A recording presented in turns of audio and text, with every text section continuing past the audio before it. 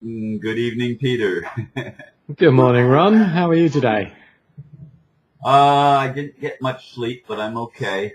It's funny because about less than 2 hours after I laid down, I had to get up to go to the bathroom, which is rare actually for me. And then when I went back to bed, I'm so excited about the stuff that's happening. It's not, like sometimes there's apprehension about negative things happening. Now I'm just excited about all the positive things I see happening. And my mind is going over and over in some of these things and imagining wonderful stuff ready to burst forth on the scene. I think that's a key word, burst forth. I'm feeling exactly the same. I'm feeling like this thing's about to break. I think the 100th monkey syndrome is really starting to kick in more and more each day, and it's gaining momentum very, very rapidly. And people are going to demand answers, and they're going to demand change. And hopefully there is enough there to give them the answers and to show them where change can go. I watched your video today, by the way. That was interesting too. You have a very different interpretation of neutrality than I do. Well, when I first heard the concept of neutrality, I thought, yeah, that makes a lot of sense. And I embraced it, and I taught it to people. And some of the people that I taught it to grabbed onto that. And from my perception of how they've handled neutrality, it means, well, I don't have to be involved then. I can just be neutral and God's going to work it all out.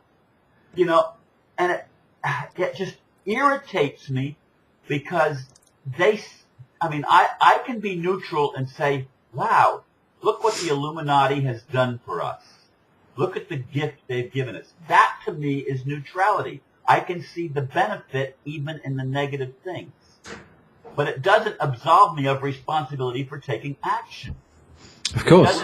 It doesn't say, well, I don't have to make a choice then. I can still choose this versus that. I don't have to just give in to whatever it's going to be. No, that's exactly right. Well, that comes back down to, for me, I think the Buddhists first touted the principle of right action. And for me, right action can only come out of right observation. And it's like with quantum physics. I think you were saying in your video too about a lot of these new ages say don't look at it because if you look at it, it grows. And my responses to that is, well, you got a hint of what it is, but you haven't quite got it right because for me, what you look at, you alter, and you alter it according to your intent. So if I'm looking at something that makes me afraid and I look at it fearfully, then I'm amplifying the fear. So in that sense, the New Ages are right. But if I look at it with the intent of resolving the problem, then that fear will cease to exist. Then I'm overstanding the fear and I can resolve the problem. And for me, neutrality means getting to that place within yourself where there's that observation through the eyes of your higher self, you could say, that you're not just reacting to a problem, but you're observing it in neutrality. So you're observing the problem from outside of the problem. Because I believe if you're in a problem and you're trying to resolve the problem from within the problem while you're wrapped up in it, then you don't get the overview. You don't get the overview of both sides of the problem. And there's always both sides. There's always a side to a problem that you don't see. And if you don't get the overview, then you get a partial solution. And that partial solution then always, and this is what we've seen again and again in society with politicians that throw buckets of money at stuff and they come up with a partial solution and you end up with two more problems for the one they've just tried to fix. And so for me, neutrality is not inaction. People who interpret neutrality as inaction really have to go back and say, am I being escapist here?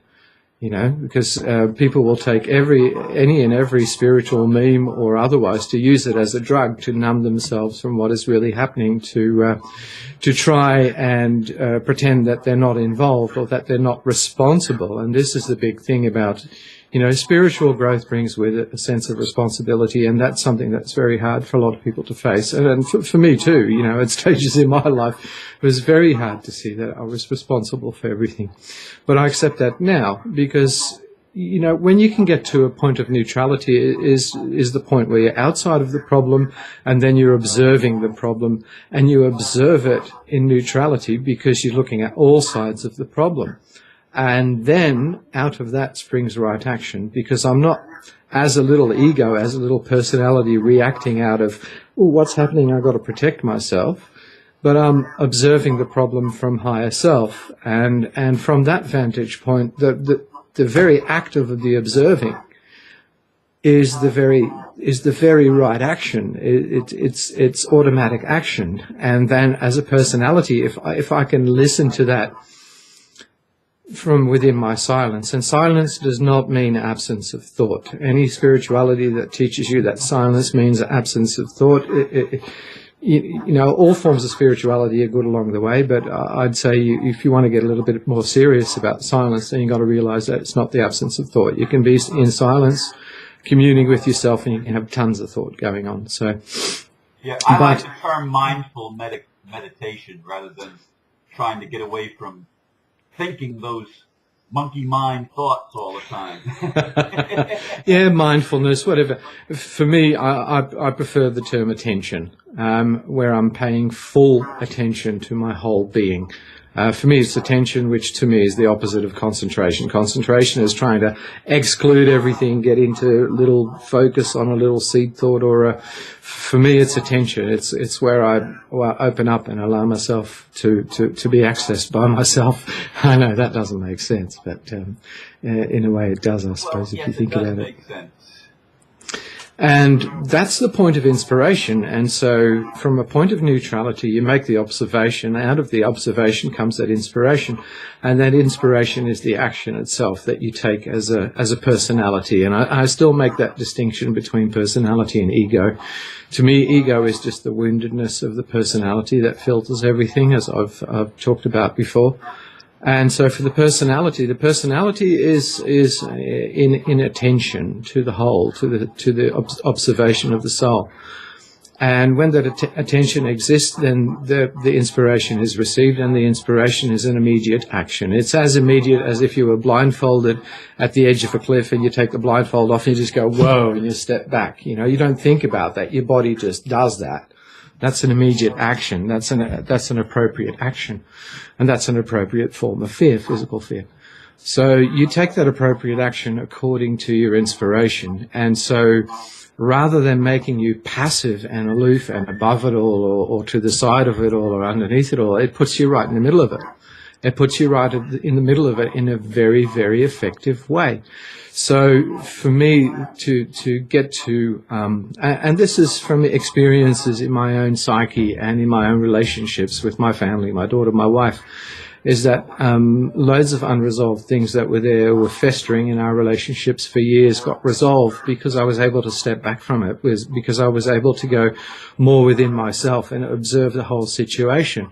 And then out of that came an inspiration that brought out these moments of reconciliation that were just magic, just real magic. And that convinced me that that point of neutrality is a very valid viewpoint, because it is the viewpoint of your soul, you know.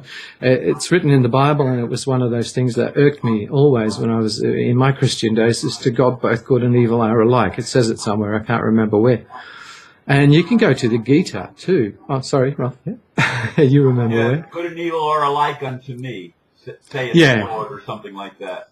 Yeah, something like that. Yeah, I've ceased being a Bible thumper a long time ago, but I remember some of I remember that because it irked me. I never understood that. I wanted everything to be good, okay? But so to that divine standpoint, everything's created and it's a game of life that's playing out. But if as a personality here, you're going to use your ego woundedness to try and get away from that, then you're using it as an excuse to get into non-action. And you're using it, and some of these, you know, sort of spiritual guru types will be using it as an excuse to to get the money from people, because they can then persuade them that their inaction is okay. It's all good. They're doing the right thing. Don't get involved. It's just their karma. You don't have to help. Yeah, as long as you can find peace inside of yourself, don't worry about what's going on around you. Yeah, of course. And when you can escape, when you have a belief that you can escape from a problem, then you escape from it. Then you experience what you think is peace, but you're not. You're just repairing the ego. You're just repairing the woundedness. And if you go to the Bhagavad Gita, you have Arjuna standing before Lord Krishna, and he's saying, I can't fight this battle, Lord, because I look at the other side and I see my family, I see my kin, and I can't go into battle and slaughter my own kin. And yet, Lord Krishna says to Arjuna, you must, because you must go in. But he also, I don't know it's been a long, long time since I read the Gita, probably about 20 years, but I remember that. And so he has to go in, though. He has to go in fully as the warrior, in full knowledge. He has to move, because the Lord Krishna has inspired him that he has to fight this battle. And even though he sees his own kin in there, he still has to move. But he has to move from the perspective of right action, from the perspective of the true spiritual warrior. And that is something that he can't escape. He can't escape this battle, even though he sees his kin over at the other side, because his Lord, his higher self, Krishna, has told him what the right action is, and the right action is to actually take on this battle. And I think that spirituality can be a game that you play, but it can also be and you play it at various stages. I've certainly been through all that sort of, the fundamental, not fundamental Christian. I was actually a very, very liberal Christian. I was a minister in a liberal Catholic church in minor orders for a while, because I loved the ritual, actually. And so I was quite a liberal Christian.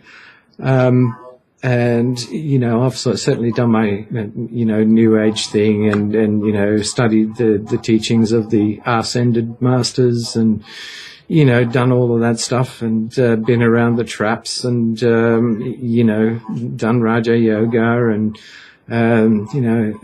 Theosophical Society, Arcane School, done so many things. It's not funny.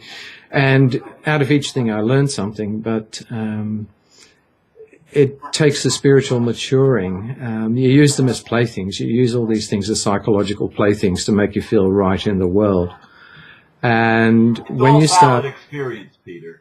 Yeah. I see it all as just valid experience, but people tend to get stuck in one experience and concretize it, or set it in concrete. What I mean by concretize it, and it doesn't change after that. They become locked into a belief system which doesn't allow growth anymore. Yeah. Well, you got to expect growth, because one thing that I'm fully aware of, and that over the last year I've become more aware of in my life, is that I have a full right to expect miracles, and I don't put up with not getting them. I get them, and if I don't get them, then I have to go back to myself and ask why. Am I getting stuck somewhere? Am I hanging on something that I've mentalized and interpreted in a mental way, and that's now become a belief, or am I building a belief system here? And I have to go back, and this is again the joy of not knowing, of which I speak so much, is that when you forget the joy of not knowing, that's where you get into problems, because then you start leaning on stuff that you've remembered, and you're not really experiencing what is now. And of course, when you experience what is now, then that action will always come out of it. When you start to accept your responsibility, when your spirituality becomes your acceptance of your responsibility as a co-creator, then you go and shoulder the solutions. But you cannot find the solutions when you're trying to escape the problem, because the origin of your solution is the escape from the problem. So the origin of the solution is the actual problem. And you can't do it if your reaction to the actual problem. You can't dissolve fear by saying, I'm going to do something with fear. in neutrality, you say, I am fear. You accept that at that particular point in time, you're not experiencing something external to you, but that you are the actual embodiment of fear. The moment that you do that is you accept that signal from your higher self at that moment. When you stop resisting fear and trying to do something from it, run away to your happy place, meditate on it, take a pill, whatever. Once you accept... What many New Agers or spiritual people do is they say, well, I'm not afraid. They deny that they're fear.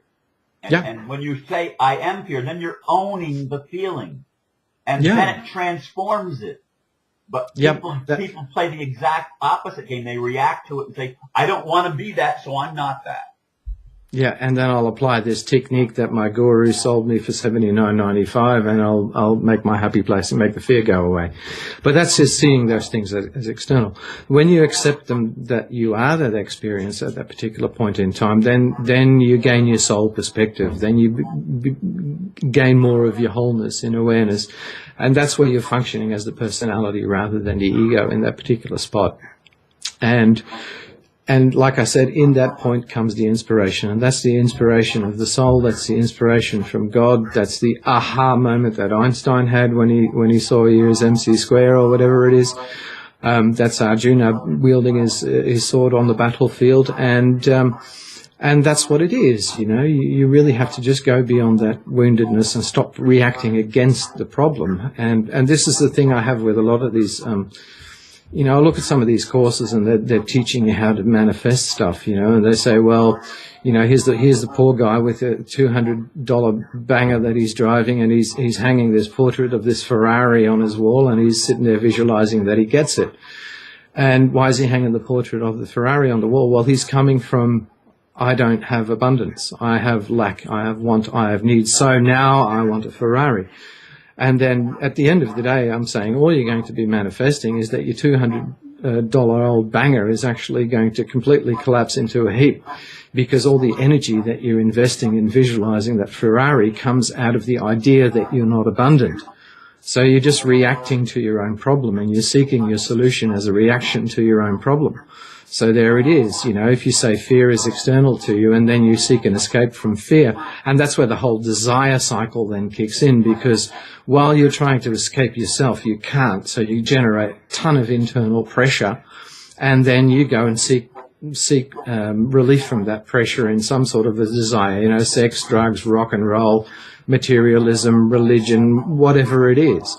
You build up that desire, and that desire is just a build-up of the tension that you have because you're running away from yourself.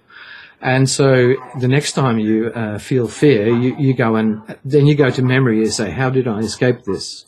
And this is, of course, what the whole of society keeps teaching us, is that you escape. You know, be this, be that, own this, own that, buy this, buy that. And you can see that materialism is reached its peak, because also the coming back of the soul into the incarnation, or the infusing deeper of the soul into the incarnation is happening. So we're all getting more and more of these signals. So if we're escaping what we are, then we'll look for that relief of that desire. And again, that is not neutrality. That is being pushed by a desire. But when you become neutral to the so-called negative thing of fear, you see it for what it is. It flowers and it gives way. It gets meaning, because you see it as part of your information system. I got angry because something untoward was going on, and then that anger flowered, and then my soul inspired me to take the right action. You know, and if you can see neutrality as that's how I interpret neutrality anyway. It's just being able to be in this point of inspiration, and that is where humanity is coming to. I think we're starting to learn to accept ourselves for what we are, and perhaps warts and all, you know. But I think a larger and larger quorum of people are getting to this spot where they're getting inspired, where they can be inspired, and it's becoming a magnetic thing. It's you know, Heather always talks about magnetics, and I like that line of thinking, because it is getting to a point now where it's getting magnetic. It's where we're looking for the solution is. You know, it's so close and it's drawing us in, and you can just feel that energy. And Why we get excited and can't sleep. Yeah, we get excited, and also all these little remnants of this negativity all come out in this process as you're being drawn into it faster and faster and sucked into this inspiration deeper and deeper. Then everything that you need to get rid of in order to get to that point of insight has to fall off, and there's a little bit of a scary moment in those processes too. There's that joy, and I've heard you say it too. I've experienced fear and love at the same time. I've heard you say that in the previous video, and that's exactly what that kind of thing is like, because we're not just sort of just wanting the light at that moment. When we're heading towards a solution, we want all of it because we want to see what there is to get rid of. And a lot of that is our own woundedness, all these layers that we've built up in our personality that have become the ego and that are constantly misinterpreting the signals from higher self and listening to signals from other entities instead, and using misinformation rather than real information. And the real information comes out of that neutrality. And it is this woundedness that so many of us carry still that needs to be healed. And the only way to heal that woundedness, the only way to overcome all this subconscious programming that we're acting out of, all this dead information, is by observing it and altering it with intent. And to observe and to alter with intent is to be in your soul. And so attention puts you in your soul, and that then allows you to heal the woundedness, and that then allows you step by step by step to start stepping down this soul's inspiration into real action. And I'll go into a little example of my own life, because I'm always speaking in broad terms, but really what I'm trying to do with people is to share what I'm going through, for what it's worth, I'm no guru, no teacher, no anything. I just, like you, I just share what goes on, G'day, had a good spiritual dump today, flushed the toilet, But, an example out of my life is, I was always really, really rebellious, and I'm a full-on Aquarius, I'm as Aquarius as they get in their chart. And the Aquarius is supposed to be the rebellious personality. So I always looked at that and said, well, that's my excuse why I'm so rebellious, because I never wanted to accept any authority in my life whatsoever. But, I had an experience where I got one of those moments of soul insight, and I saw myself 5 years old, sitting on the steeple, and I just of the church across from my school, and I just bought some candy, and I was sitting there and I was enjoying my candy, and I was a bit the odd one out because I'd just come back from Australia. I was only a little kid, and my parents taught me Dutch, but they taught me the Queen's Dutch, and I was in a rough neighbourhood, and these guys were speaking in slang that I could hardly understand. So I was a bit the odd one out, and so I was always a bit lonely and afraid in that sense. And I'm talking 5, 6 years old, and I was sitting there and I was having this candy, and these two big kids, they must have been about 10, 11 years old. They come walking up, and they just looked at me, and I stood up and said, don't hurt me, here, have the candy. And even though they weren't really, they were just looking at me, and they got me so scared. And that's my scared, weird little kid moment. And this scared, weird little kid moment, when these guys walked off laughing and carrying on like we weren't even going to rip him off, and he gave us all the stuff anyway, what a weird, scared little kid. There was an enormous hurt at that particular point in time. And I got so hurt that I reacted to that problem and said, never again. I'm going to be the coolest, toughest. And I went into that school and I started kicking backside, and within 3 weeks I'd beaten up every bully from year 1 of primary school right down to the last year, and they're a lot bigger. And I'd gone in and I'd fought all them off, and I was, being praised and hailed as the cool one, because I wasn't the bully. I was the guy that protected the little guys from the bullies, and so I was all of a sudden I was cool, smart, strong, dependable, good Pete. All the opposite of what weird, scared little guy was really about. And so I took this attitude through my life. I took this attitude of I'm not going to take it from anyone, and I'm not going to take any authority, and if you think that you can stand over me, then I was seeking out conflict just to prove that I could handle it, And the funny thing about that is that when I became aware of that, and this was last year, I went through about a week where I called it my assassinators week, because every morning there'd be an envelope under the door with another picture of scared weird little guy and all these various layers of ego that I had to go and work through. And the moment that I could truly observe what that moment was and what persona it created in me was the moment that I could actually relinquish it. And it was like, I still get emotional thinking about it, because it was like farewelling an old friend. You know, it was like a funeral for an old friend.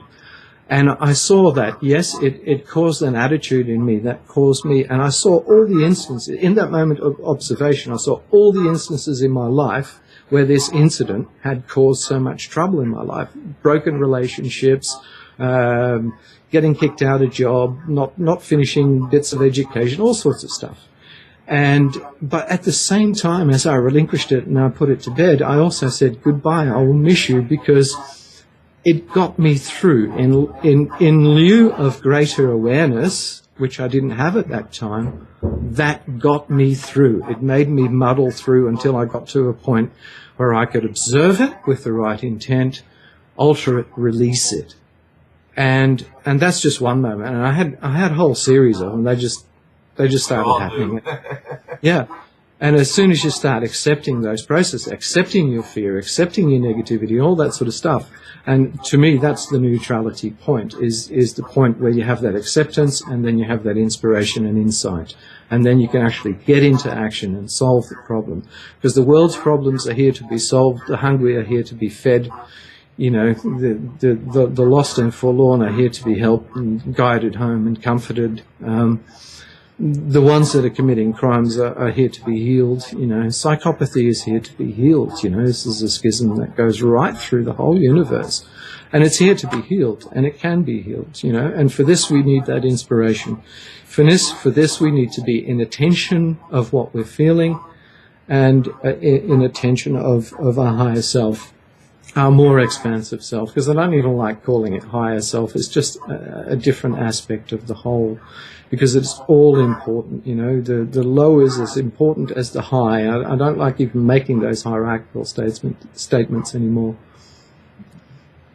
Yeah, I think the key, what I'm hearing you say, neutrality toward ourself is really important, especially important, because as long as I'm fighting myself, I'm going to be manifesting that in the world. When I can accept my dark side and my light side both, and recognize the gift that each provides toward my wholeness, that's a safe and a wholesome neutrality that will flower into the world and into my experience of life in the world.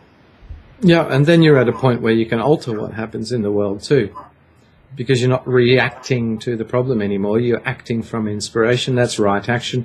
And right action never fails. You know, that's where that sort of, I believe the good will win, that staunchness of belief, actually has a basis in reality, because that inspiration is going to manifest in one way, shape or form. And I'm sure that as big as the problems that the world has at the moment I think that we are going to very easily overcome them. Once we take the right step in the right action, it's like, you know, observing the weird, scared little guy, and you can just lay the whole thing to rest that's been plaguing you your whole life.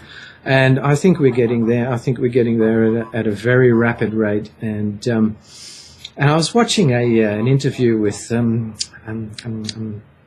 gosh, I'm trying to remember his name, the guy that started the Venus Project, Jacques Fresco. Oh, okay, yes. And he was asked by a reporter, he said, you know, the world is so different from the world you're describing. How long would it take for people to start understanding the world, this so-called utopia that you're describing? And he says 3 months. And the reporter goes, really, 3 months? He said, yeah. He said, give me control of the media, the radio, the television. Within 3 months, everybody will be singing a totally different tune. And that's, I suppose, what the spiritual, the real spiritual avant-garde brings. It brings those thought forms that start to inform people, rather than the old thought forms, which are losing momentum because they're losing energy. and the new thought forms are gaining momentum and they're gaining energy. And even though a lot of people don't get it as first-hand experience, maybe they start accepting it as culture. You know, in the 60s, everybody was like, oh, yeah, I've got to put on an Afghan coat and grow my hair and go peace, love. And everybody accepted it as culture. And it just has to be where there's enough insight for this self-governance to begin in the world, and this equity to start taking place, and then the rest of humanity will accept that as culture. So everything in culture, our education, our healthcare, all the way that we do things, will start working out of that acceptance. And then within a generation, they don't have to accept it as culture anymore because they're experiencing, they're embodying it.